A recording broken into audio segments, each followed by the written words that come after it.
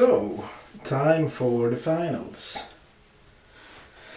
Hey, yeah, we have a good hand. Blue lands, black lands, creatures to play, and maybe we could get some use of the Swarm Surge this time.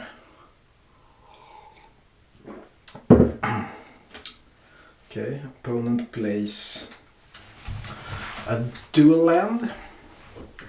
Yeah, now we can cast. Oh, we already could cast everything. Since we had the Cultivator drone. Could be playing blue-white, flying or something. Could also be some other blue Devoid deck that splashes white. We'll see. Yeah, probably blue-red Devoid. We saw some of the Royal Sprouts and stuff like that, so he could be blue-red Devoid splashing Royal Sprout or something. I don't think it's as likely that blue-white splashes red, but we'll see. Yeah, looks like Devoid, yeah. There's the Herald. Okay, so we have, there we have the Settlement. We can go aggro, play the Sour. Next, we could also play the Walker of the Wastes, actually. Put a 4/4 Trampler on the board. Pretty aggressive. Yeah. Next turn we have 6 mana. Then we can go 4-drop, 2-drop. And then Dominator Drone Surge or something. We'll see. Our opponent has a lot of mana too, since his or her colorless spells are actually cheaper. Okay, now we don't need any more lands.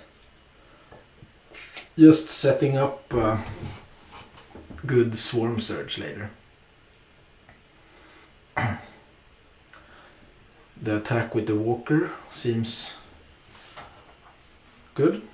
Could run into white or blue removal spell, but we didn't.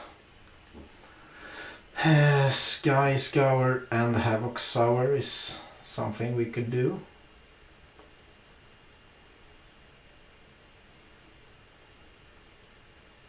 Yeah, this start was fairly aggressive from our side, and our opponent is sitting on something. He has 5 cards, but we'll see. Could be expensive. Yeah, and he's also a colorless deck. He has the Blighted Step, we have the Blighted Cataract. He uses the Crumbling Vestige, we have Holdout Settlement. Okay, Conduit of Ruin, he took that. So we passed it to him. He put some Devastator on top. Okay, we have a Ruin Processor, that's pretty good.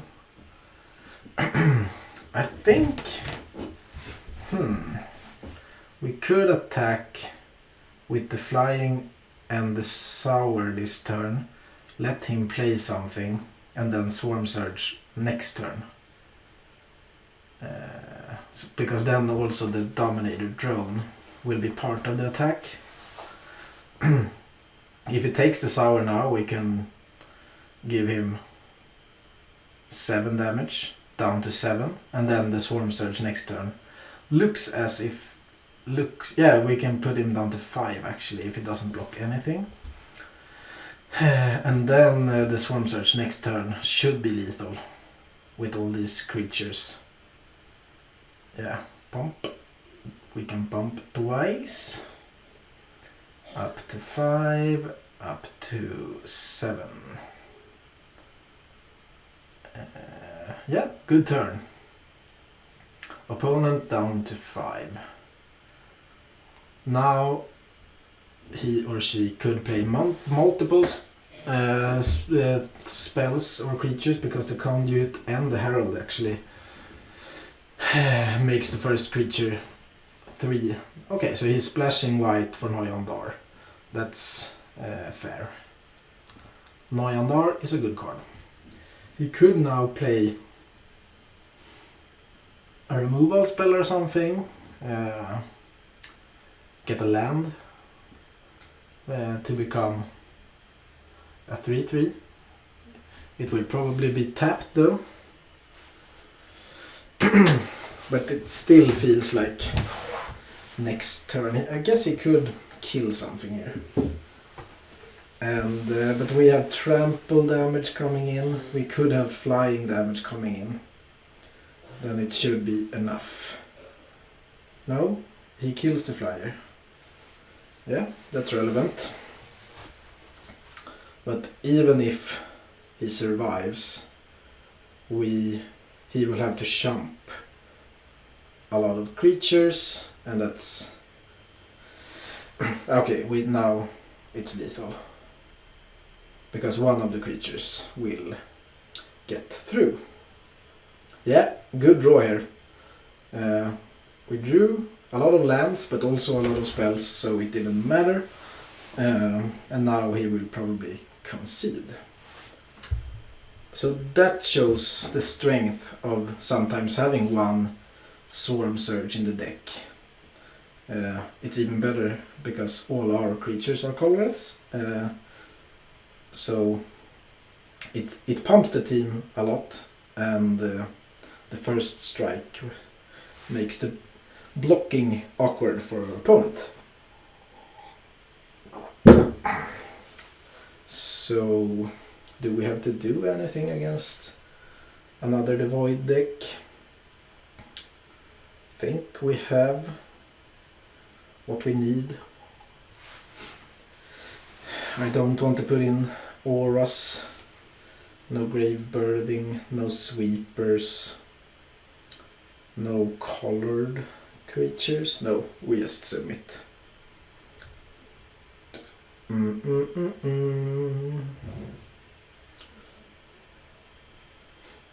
So let's see how this ends up. This is a mulligan. Yeah, this is actually the first start hand we've had so far that was not looking good.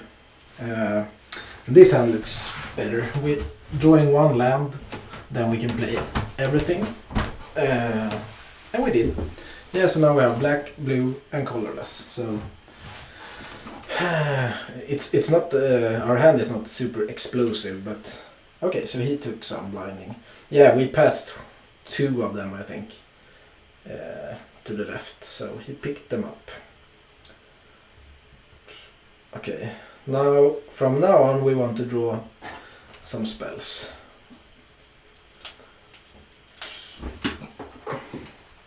Okay, yeah, that's not a big issue. We can block with it if we want to, or just get in for an attack later. So now we might just play the Cultivator drone. And next turn we can go, then we can go Tide Drifter removal or something. And I'm not going to attack this turn, maybe wait until we can get in for some more damage. We should probably use it pretty soon, because otherwise he can just tap it and we won't even get one attack in. So we'll see. He doesn't have colorless mana yet.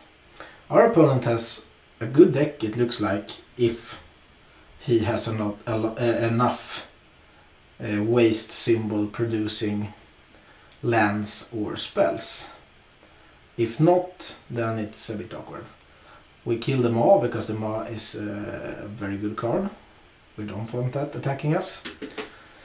And then we play the Tide Drifter, and now we could actually just get in for 3 damage, because if our opponent plays a colorless land next turn, he just taps down the flyer, and then we can never use it again. So at least we get like a lightning bolt effect from it. And now we can start applying pressure with the Havoc Sour.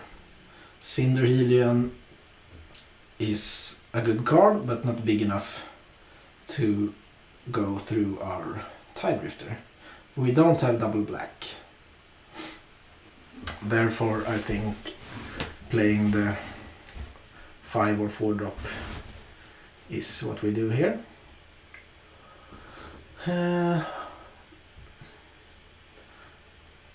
It gives us more mana. It gives us a good body. Now the Scour's triggers aren't relevant anymore. We could also play the Havoc Sour there to apply more pressure, but we'll see what we draw next turn. Okay, flyer. That's good. Yeah, now we have removal for the Cinder Helion. And then we can not follow up. But now we can attack with the 3/6. And the 2/4 if we want. No, not the 2/4 because the Blinding Drone can block it. So now the 3/6 looks like a good attacker. Next turn we put out the Havoc Sour and hope that... I mean, Havoc Sour has been one of the best cards in this deck because we have been able to... No, this doesn't work. It always feels like it's colorless, but it's actually black. Yeah, it has been very good in this deck. Just because we can pump it even 1, 2 or sometimes 3 times, and then it's super big. And it's never embarrassing to play. Worst case it's the Void and a Hill Giant, so fair playable. Okay, he plays the Pathfinder. It's pretty big. But now I actually think that we can fool him with the Tar Snare. We can play the Sour afterwards too. If he blocks the 3/6, we actually kill the 5/5. And then we play the Sour post-combat. Let's see if he does it or if he just takes it. Okay, that's good. So now we Tar Snare him.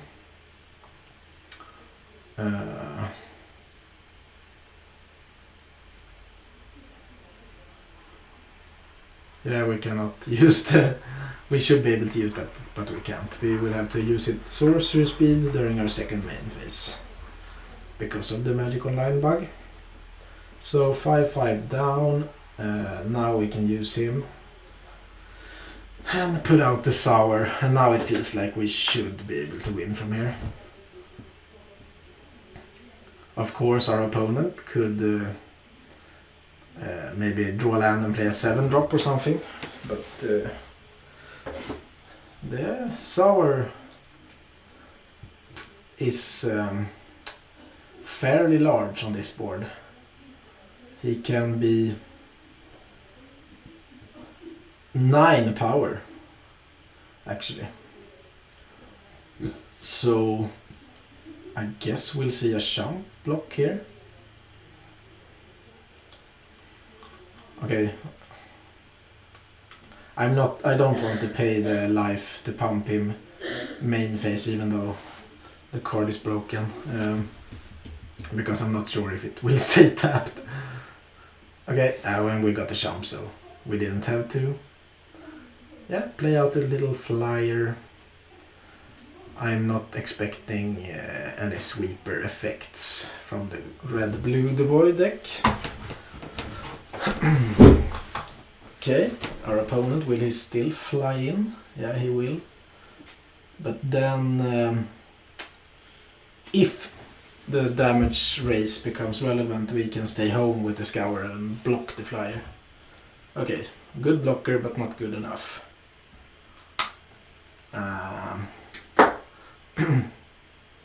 Yeah, our opponent's deck did not come together perfectly because it seems like he had to put in some borderline playables in a red-blue Devoid deck. compare it to our deck, we got, I think, everything we wanted. We did not have to put in some of the bad playables. And now, obviously, I should be able to pump him again, but I cannot do it. So, we just let it go. Opponent down to 4.